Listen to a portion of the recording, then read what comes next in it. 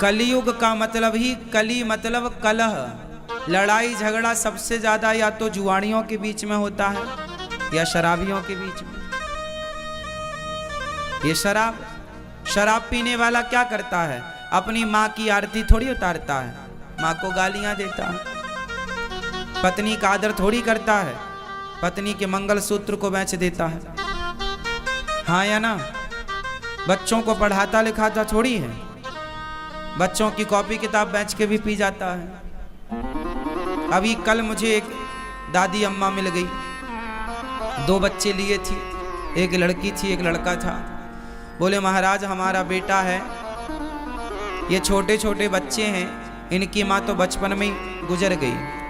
अब जो इन बच्चों का बाप है वो शराब पीता है और उसने इन दोनों अपने छोटे छोटे बच्चों को मारा, और मैं उसकी माँ हूँ तो मुझे भी मार कर निकाल दिया, घर में किसी को रहने नहीं देता। इन बच्चों का भविष्य क्या? बोली हम लोग तीनों लोग आत्महत्या करने निकले हैं।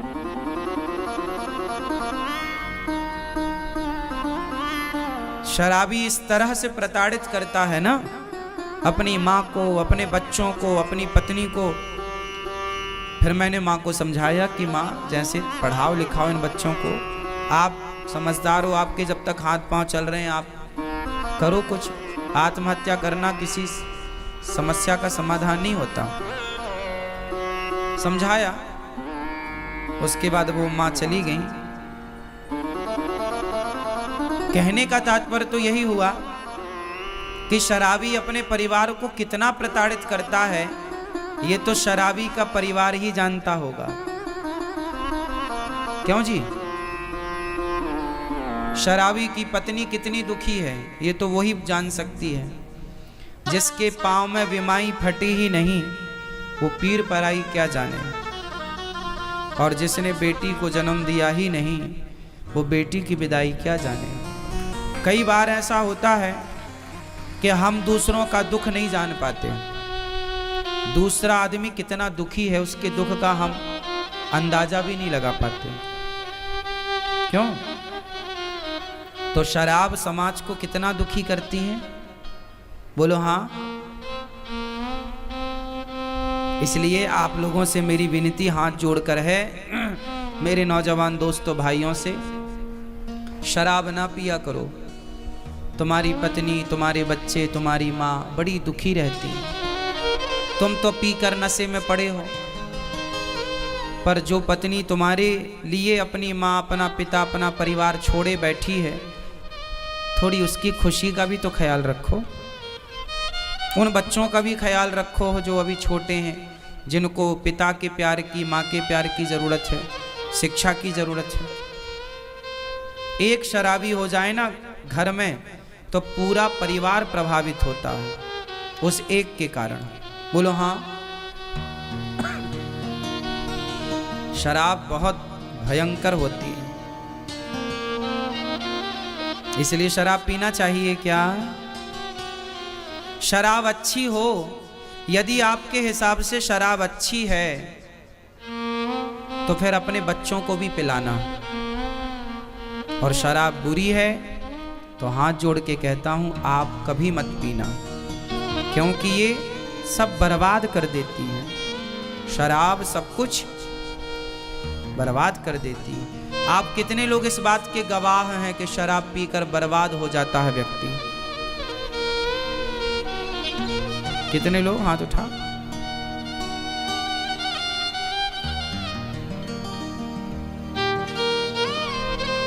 लाखों लोग तो बर्बाद हो चुके है ना। कई एकड़ जमीन जायदाद थी जिनकी, वो भी बेच बेच के शराब में बर्बाद कर गए। अब उनकी औलाद भीख मांगने पर मजबूर है। ऐसा भी समाज में देखने को मिला है। क्यों जी ऐसा होता है? बिल्कुल होता है। शराब पीना बुरी बात है ना कि अच्छी बात है? बुरी बात है। लेकिन आप लोग टीवी देखते हैं, मूवियाँ देखते हैं, पिक्चरें देखते हैं। आजकल पिक्चरों में शराब पीने का सीन होता है। आजकल जितने भी आपके सुपर डुपर स्टार होते हैं ये आपको शराब पीने के लिए प्रेरित करते हैं। मतलब वो चाहते ही हैं कि आप बस नशेड़ी बन जाओ, आप अपने लिए, अपने परिवार के लिए, अपने देश के लिए कुछ ना करो, बस शराब के नशे में पड़े रहो। इसलिए हमारे देश में तो शराब बांट बांट के चुनाव तक जीत लिए जाते हैं।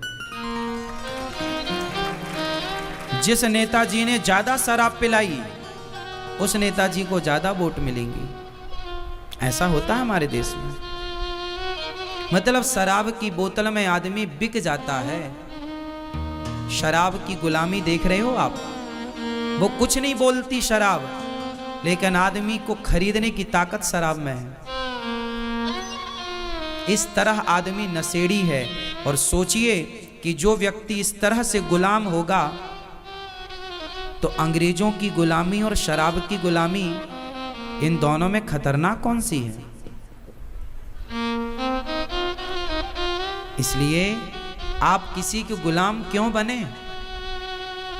क्यों अपना बोतल भर शराब में अपना विवेक, अपनी बुद्धि नष्ट करें? क्यों नहीं अपने विवेक से काम लेते आप लोग? हमारे देश में गरीबी का सबसे बड़ा कारण शराब है। मैं इसका बहुत बड़ा गणित समझा सकता हूं आपको।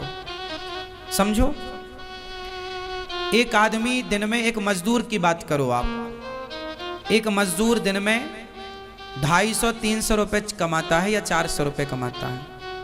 400 रुपए कमाता है जिसमें कि वो 100-150 रुपए की शराब पी लेता है। हाँ या ना? दिन भर काम करेगा, शाम को 300 रुपए या 400 रुपए मिलेगा तो घर जाने के पहले एक बोतल वो शराब पी लेता है और घर जाता है तो शराब के नशे में जाता है। सबकी बात नहीं कर रहा हूं मैं, कुछ लोगों की। अब उसको 100 रुपए की शराब यदि रोज पीता है तो महीने के 3000 हुए कि नहीं? क्यों जी, हो गए क्या? गणित सही है हमारी? 30 दिन का कितना हुआ? 3000 हो गए क्या? हो गए।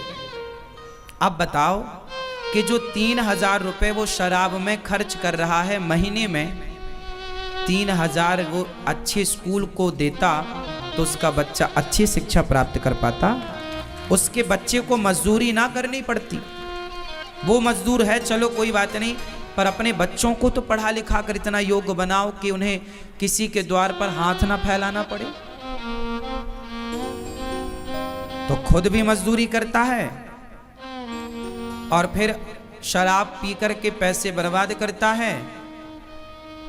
बीमार पड़ जाता है तो फिर बच्चों से कहता अब तुम कमा कर लाओ। तो बच्चों को आपने ना पढ़ाया ना योग्य बनाया तो फिर वो मजदूरी ही करेंगे। तो उनके बच्चे फिर मजदूरी करने के लिए मजबूर होते हैं। फिर उनके साथ धीरे धीरे जब बाप शराब पी के ऐसा हुआ तो उनके बच्चे भी फिर वो सोचते हैं हम भी शराब पिएं। इसलिए हमारे देश में गरीबी की जड़, यदि हर पिता पैसे कमाकर, मजदूर भी पैसे कमाकर यदि उसे सही जगह पर खर्च करे, अपने बच्चों की पढ़ाई लिखाई में, अपने लिए घर बनाए, अपनी ज़रूरतें पूरी करे और 2 पैसा बचा के अपने भविष्य के लिए रखे, तो बताओ गरीबी समाप्त हो जाएगी? उसकी होगी। भारत के प्रत्येक व्यक्ति की गरीबी जब मिटेगी तब भारत देश की गरीबी मिट जाएगी। और इसके लिए आपको विचारवान होना पड़ेगा, पैसे का सदुपयोग करना पड़ेगा। शराब, आज बड़ी बड़ी पिक्चर बनाने वाले सुपर डुपर स्टार वो आपको शराबी बना रहे हैं। हमारे देश का दुर्भाग्य बताएं क्या है? दुर्भाग्य ये है मेरी माँ कि आज यहाँ पर कोई अच्छी बात आपको बताए, आपके बच्चों को सही राह बताए तो आप उसे कहते हैं कि ये ठग रहे हैं, लूट रहे हैं। और आपको कोई गलत बात बताए तो आप उनकी जय जयकार करते हुए उन्हें सुपर डुपर स्टार बना रहे हैं। अब देखो ना, आपके कितने सुपर डुपर स्टार ऐसे हैं जो गुटखे का प्रचार करते हैं, जो शराब का प्रचार करते हैं, जो जुए का प्रचार करते हैं। जंगली रमी ऐप डाउनलोड करा रहे हैं कि नहीं? वो जुए का प्रचार कर रहे हैं। कौन? आपके सुपर डुपर स्टार जो पिक्चर बनाने वाले लोग हैं। हाँ या ना? जुए का प्रचार कर रहे हैं ना? मैं किस किस का नाम लूं, नाम सबके पता है पर क्या बताना, आप समझ लो। जुए का प्रचार सुपर डुपर स्टार करते हैं, मतलब वो क्या चाहते हैं कि आपके बच्चे जुआ खेलें। वो शराब का प्रचार करते हैं सुपर डुपर स्टार लोग, पिक्चर क्या बनाते हैं, मुझे पीने का शौक नहीं, पीता हूं गम भुलाने को। इससे तो आदमी शराबी बनेगा कि भाई गम किसके पास नहीं है। तो अच्छा खासा आदमी, आजकल तो स्त्रियां भी पीने लग गई क्योंकि वो भी गम में है। वो गाना सुन ली कि मुझे पीने का शौक थोड़ी था, वो तो गम भुलाने को पी रही हूं। तो आज तो स्त्रियां भी, कुछ स्त्रियां भी शराब की दुकान में खड़ी नजर आ रही हैं, क्योंकि उनको भी तो गम है। जीना अगर जरूरी है तो पीना बहुत जरूरी है, ऐसे गाने हैं। माना जी कसूर हुआ, मैं नशे में चूर हुआ, मुझको होश में ना लाना, क्योंकि जीना अगर जरूरी है तो, ये गाने बना रहे हैं। इससे इन बच्चों में क्या, अब ये छोटा बच्चा गाना सुनने लग जाए, मुझे पीने का शौक नहीं, पीता हूं, तो वो पूछेगा ना क्या पीने का शौक नहीं है, ये कौन से क्या पीने की बात कर रहा है। वो बच्चों को तो क्लिक करेगी ना बात, थोड़ा होश आएगा तो वो भी फॉलो करेंगे कि हम भी पिए। तो आज के सुपर डुपर स्टार क्या कह रहे हैं, दाने दाने में केसर का दम। आपके बच्चों को क्या कहा जा रहा, दाने दाने में केसर का दम। इससे क्या होगा, आपके बच्चे शराब पीने वाले बने, वो ऐसा चाह रहे हैं। आपके बच्चे गुटखा खा रहे हैं, वो लोग ऐसा चाह रहे हैं कि गुटखा खाएंगे तो गुटखा बिकेगा, और बिकेगा तो उनको गुटखे का प्रचारक बनाया गया है। कोई फ्री में थोड़ी बने हैं वो प्रचारक। अब दाने दाने में केसर का दम 3 लोगों ने प्रचार किया है इस गुटखे का, और तीनों सुपर डुपर स्टार हैं। और ये वही लोग हैं, क्या इन लोगों के पास पैसे की कमी थी साहब? कभी मिले तो पूछना, क्यों भैया आपके पास पैसे की कमी थी क्या, जो आपको गुटखे का प्रचार करके पैसा कमाना पड़ा? तुमसे अच्छी तो वैश्या है, वो शरीर तो बेच देती है, लेकिन वो अपने ईमान को नहीं बेचती है। वो अपने मजबूरी में कुछ भी करे, लेकिन वो किसी को प्रेरित नहीं करती कि भाई तुम वैश्यागामी बनो। और ये तो टीवी पे आकर रोज प्रेरित कर रहे हैं, दाने दाने में केसर का दम, मतलब आपको प्रेरित कर रहे हैं कि गुटखा खाओ।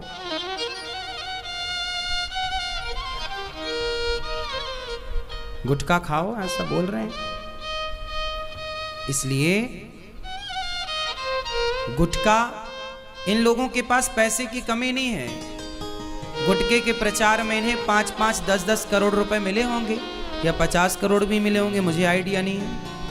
लेकिन पैसों के लिए अपना ईमान बेच देना सही है? कोई मुझे 5000 करोड़ दे, कहे अनिरुद्धाचार्य जी आप इस गुटखे का प्रचार करिए, 1 लाख करोड़ नहीं साहब, पूरी दुनिया की दौलत देगा तो भी मैं अपने अनुयायियों को, भक्तों को गलत राह नहीं बता सकता। ये मेरे धर्म के विपरीत है, खिलाफ है। कोई आप पर विश्वास करता है तो क्या आप उसको गलत राह बताएंगे? बोलो बोलो हाँ या ना। तो इन लोगों पर लोगों ने पिक्चरों के माध्यम से विश्वास किया कि भाई ये लोग जो करेंगे अच्छा करेंगे, पर ये तो आपको गुटखा खाना सिखा रहे हैं। क्यों जी, सीखे के नहीं कुछ खाने भी लगे हैं। आज 100 में से 95 बच्चे गुटखा खाते हैं, छोटे छोटे बच्चे गुटखा खाते हैं। बोलो हाँ, छोटे छोटे बच्चे।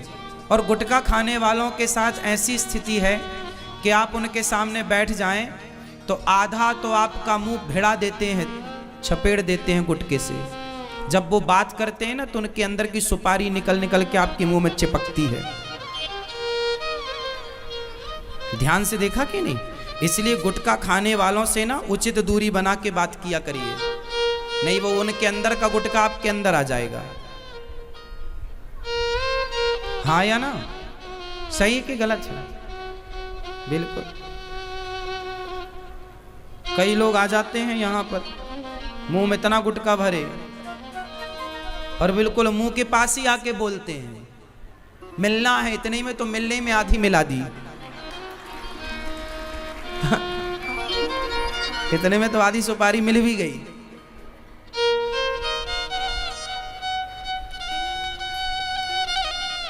है ना? हमें तो गुटखा उटखा खाने वालों से डर लगता है। थोड़ा उचित दूरी से बात हो, इतनी दूरी कि उनके मुंह से सुपारी जो निकले बीच में ही गिर जाए, यहां तक ना आ पाए, इतनी दूरी मेंटेन करना पड़ती है। और गुटखा उटखा खाने वाले ना वो धीरे से बोलते हैं क्योंकि उनका अमृत टपक ना जाए नीचे, इसलिए वो फिर पास में आके बात करते हैं, है ना?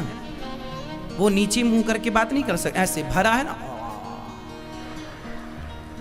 ऐसे बात करेंगे नीचे मुंह तो टपक सकता है, कुछ अंश गिर जाएगा, हानि हो जाएगी, क्षति हो जाएगी कुछ हिस्से की। क्यों? और महापुरुषों के दांत बिल्कुल काले पाए जाते हैं। दांत देखिए आप, बिल्कुल काले या फिर लाल।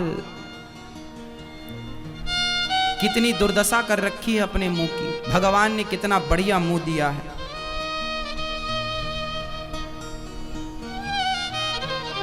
जिस मुंह में राम का नाम होना चाहिए उस मुख में देखो क्या क्या भरते हैं। तो आप सावधान रहिए उन सुपर डुपर स्टारों से जो आपके घर में घुसकर आपकी संतानों को गलत राह, अब जो गलत दिखा रहे हैं आप उन्हें सुपर डुपर स्टार कहते हैं, और हम जैसे लोग आपको सही राह बताएं तो लोग संतों को उंगली उठाते हुए कहते हैं ये बाबा लोग तो पाखंडी हैं, ढोंगी हैं, ये हैं। संतों का अपमान होता है और उन लोगों का सम्मान जो खुलेआम गलत का प्रचार कर रहे हैं। संडे हो या मंडे, ये अंडे का प्रचार किसने किया था? बोलो, किसने किया था? जरा बता। नहीं पता? आप लोग बहुत भुलक्कड़ हैं? हम नहीं भूलते।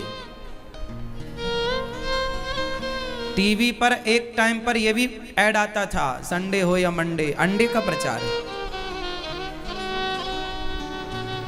इसलिए अब वो लोग अंडे का आपको प्रचार कर रहे हैं। अंडे खाने वाले का धर्म क्या है? अंडे खाने वाला, मांस खाने वाला धर्मात्मा हो सकता है क्या? मुर्गी की टांग चूसने वाला धर्मात्मा हो सकता है क्या? अरे जो धर्मात्मा होगा वो किसी जीव की हत्या ही नहीं करेगा। जो कर रहा है वो धर्मात्मा कैसे है? हमारा धर्म तो ये कहता था कि हम चींटियों को भी, तुम्हारी दादी अम्मा आटा डालती थी, चींटी की भी हत्या ना हो, पक्षी को दाना। हमारे देश में एक राजा हुए हैं शिवी, उनकी गोद में कबूतर आकर गिरा। बहेली आया, बोला महाराज ये हमारा कबूतर है, हम जंगल से पकड़ कर लाए हैं और इसे हम खाएंगे पकाकर। राजा बोला देखो ये मेरी गोद में आया है, इसे अब तुम मार नहीं सकते, क्योंकि मारने वाले से बचाने वाला बड़ा होता है। ये कबूतर मेरी गोद में आया है, जिसकी रक्षा करना मेरा धर्म है। बहेलिया बोला महाराज आप राजा हैं, पर वो मेरा कबूतर है, मेरे पिंजरे से उड़ गया, आपकी गोद में गिरा, दो मेरा कबूतर। राजा बोले तुझे कबूतर का मांस चाहिए ना, मैं तुझे कबूतर के वजन का मांस दे दूं तो? हाँ हाँ चलेगा। अब आप कहां से मांस लाएंगे?